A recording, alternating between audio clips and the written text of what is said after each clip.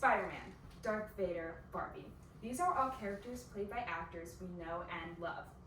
Today I'm going to be teaching you different strategies to use to develop a character for an audience. My name is Clara Marshall, and I've been doing theater for 7 years, both in and out of school, and I currently attend a performing arts high school for theater.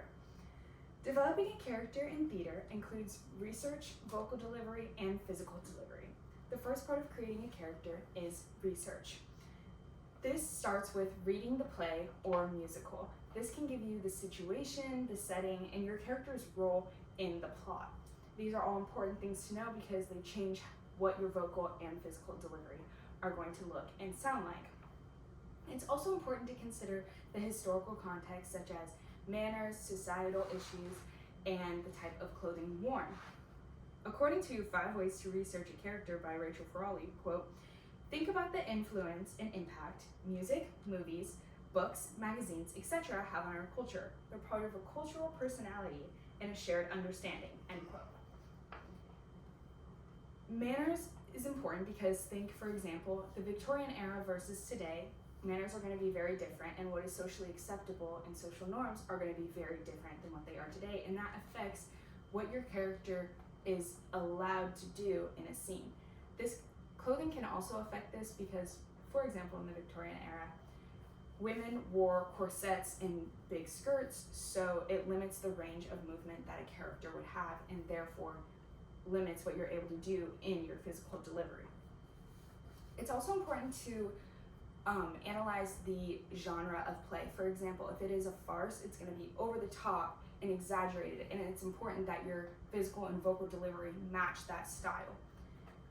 If it's a comedy or a drama, you might want to take pauses and beats for jokes or dramatic moments or lines that you want to emphasize, and that's important as well to portray the overall plot. After research, it's important to dive into the script and take it line by line to address the vocal delivery. This includes accents and dialects, which you can learn more about in your setting, where it's taking place, and also the socioeconomic status of your character might change how they speak in the grammar that they use. Comedic and dramatic timing is also addressed in the vocal delivery.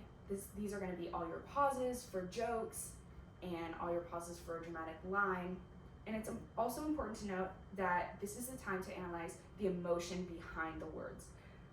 One way to do that is through subtext. In The Importance of Subtext for Actors by the New York Film Academy, quote, subtext is the underlying message being conveyed by a piece of dialogue, end quote. Subtext allows actors to convey a message without actually saying it verbatim.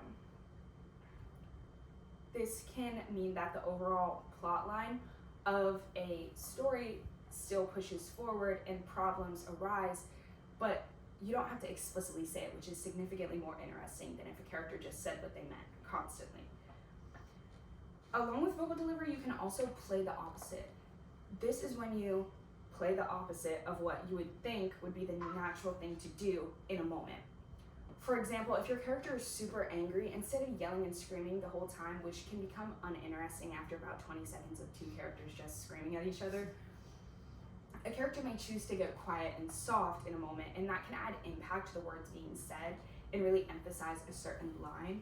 And it also keeps it interesting for your audience, so they don't get taken out of the moment because they're bored just watching 2 people scream at each other. Finally is the physical delivery, which rounds out a character. This includes anything from the posture to the leading center to the master gesture. And a lot of this can also be found within the context of the script.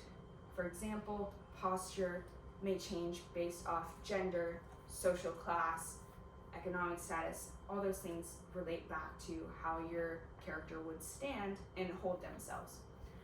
Another thing is leading center, which is going to be where your character walks from. For example, your hips, your chest, your head. And all of these things portray to an audience what you're trying to tell without having to explicitly tell them. For example, if a character's leading center is their chest, then an audience would perceive them as being prideful, and that tells a story, and that shows a story rather than telling the audience what the story is. Master gestures are anything that a character may do over and over again. For example, a dumb character might mess with their hair over and over again. And this just adds to the realistic element of a character because we as humans naturally will repeat actions over and over again as just part of our natural behavior. So it makes a character more realistic and interesting to watch when they have something that they always go back to. A lot of young and new actors will also focus a lot on Laban movement. In Laban movement analysis and introduction for actors, Sarah Woltman writes, quote, Laban movement analysis, LMA, is a means of conceptualizing, describing, and assessing the ways that humans move their bodies, end quote. Laban movement analyzes the direction, weight, speed, and flow of a movement. For example, does a character move directly or indirectly? Do they walk heavy on their feet or light on their feet? And this is just a really easy way for new and young actors to physicalize a feeling and match it to their script. You also want to avoid in your physical delivery any nervous gestures that might be your own. For example, rocking back and forth, messing with clothes or jewelry. These can all be things that take an audience out of the moment because it's not truly your character performing it unless, of course, you have an anxious character. It's yourself. And that breaks the moment for the audience. And then they oftentimes will focus on that rather than the scene at hand and the plot line at hand. Overall, it's important to remember that almost any choice you make can be a good choice as long as it's backed up by the script or historical context.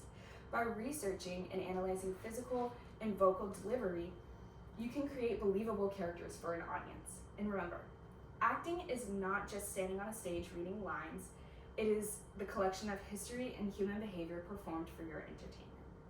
Thank you.